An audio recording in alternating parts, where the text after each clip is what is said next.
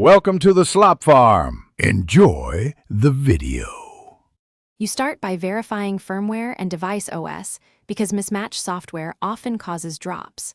Put both Airpods in the case, close it, then open near your device to force a pairing handshake. Once done, toggle Bluetooth off and on to clear transient radio conflicts. Restart your phone or laptop if Bluetooth still behaves oddly. Make sure battery levels are above 20% since low power can disable connection stability, and keep the case within a few feet during initial reconnect.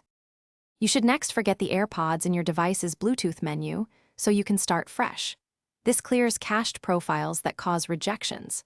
Then reset the Airpods by holding the case setup button until the LED flashes amber then white.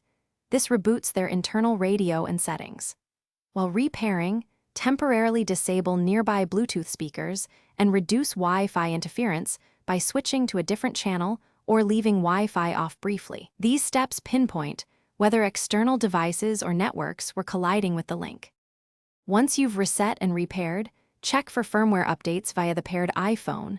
Updated firmware often fixes radio glitches, and updates require both Airpods in the case and close proximity.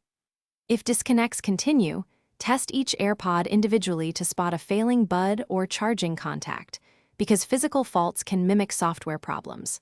Finally, if problems persist after all steps, contact Apple support or arrange a replacement. If you still see repeated drops, request diagnostics since hardware repair.